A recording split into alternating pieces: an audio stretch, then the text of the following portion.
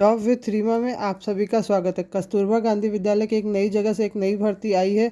कस्तूरबा गांधी विद्यालय में कोई भी एग्ज़ाम वगैरह आपको टेस्ट वगैरह पास नहीं करना पड़ता है। इसमें पीजीटी टीजीटी और भी कई वैकेंसी आई हुई है। आप इंडिया के किसी भी स्टेट से हो, आप इसके लिए अप्लाई कर सकते हैं। कस्तूरबा गांधी विद्यालय रेगुलर बेसिस पे तो नहीं होते, लेकिन ये अपने पर हर ईयर कॉन्ट्रैक्ट अपना बढ़ाते चले जाते हैं और उन्हीं टीचर्स को एक्सपेंड करते चले जाते हैं। इसलिए आप इसके लिए अप्लाई कर सकते हैं।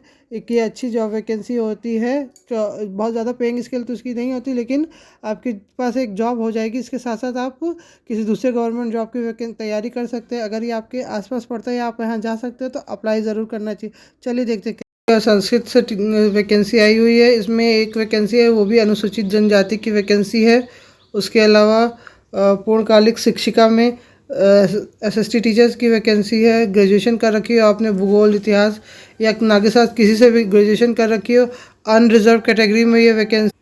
सैलरी स्केल देखिए, इनकी सैलरी स्केल 24,200 रुपये है। उसके अलावा एज लिमिट बात की जाए तो 25 से 45 वर्ष की आपकी एज लिमिट है। उसके अलावा इसमें इन्होंने स्नातक एवं उच्च प्राथमिक स्तर की टीटी में से जो पेपर टू में टीटी या सीटेट आपका पास होना चाहिए। ये इन्होंने एक ज़रूरी रख दिया है कि आपका सीटेट या टीईटी यूपी टीईटी पास होना चाहिए।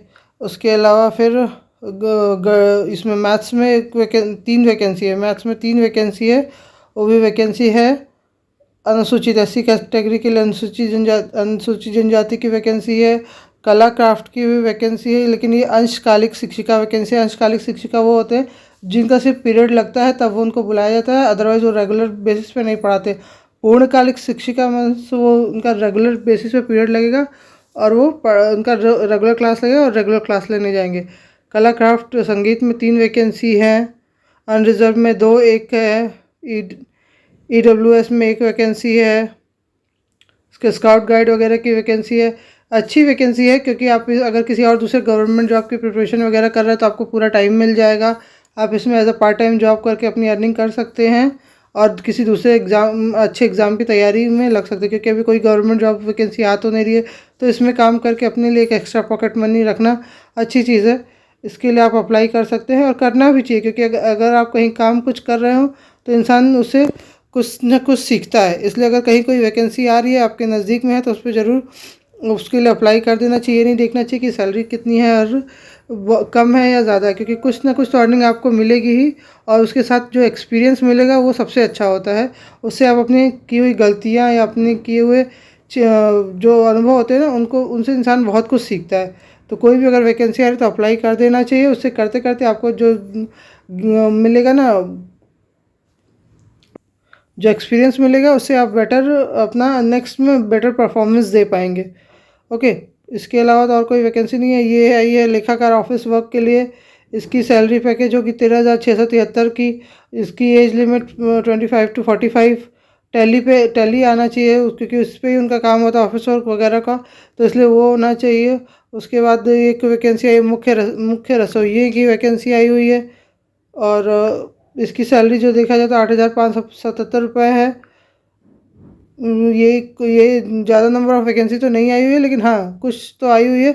अगर आप इसके क्राइटेरिया को फुलफ़िल करते हैं तो आपको इसके लिए अप्लाई ज़रूर कर देना चाहिए। क्या ये आया है?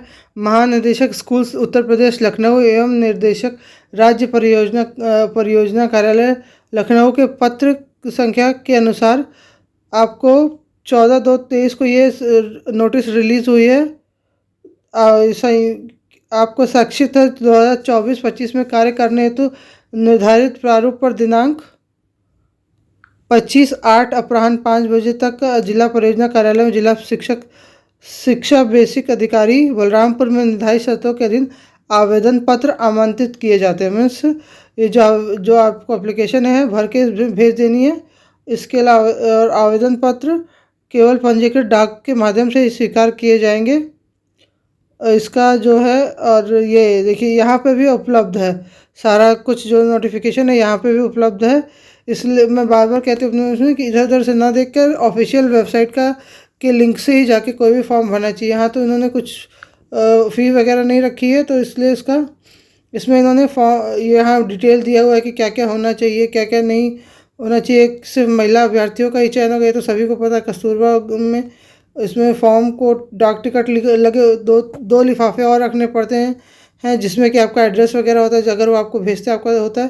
देखिए इसमें फॉर्म दिया हुआ है, इसी फॉर्म को आपको प्रिंट आउट निकाल के पूरा भर के उसके साथ में अपना सारा सर्टिफिकेट का ज़ेरॉक्स लगा के उसके उसके साथ दो खाली लिफाफों को डाक टिकट लगा के भेजना होता है, ताकि आप इसको वो आपको अगर इनवाइट करे तो उसी लिफाफे को में आपको भेज के वो इनवाइट कर सकते हैं। इसलिए उसमें अपना एड्रेस साफ साफ लिख कर और दो डाक टिकट लगाकर उस मेन लिफाफे के अंदर डालकर सारे सर्टिफिकेट वगैरह की ज़ेरॉक्स वगैरह डालकर 25 तारीख तक इन्होंने कहा है ना, यहाँ 25 तारीख तक उनके शाम 5 बजे तक पहुँच जाना चाहिए। ठीक है, अगर आप अप्लाई करना चाहते हैं और तो ज़रूर करें। अगर ये आपके लोकेलिटी के आसपास पड़ता है तो इसके लिए ज़रूर अप्लाई करें।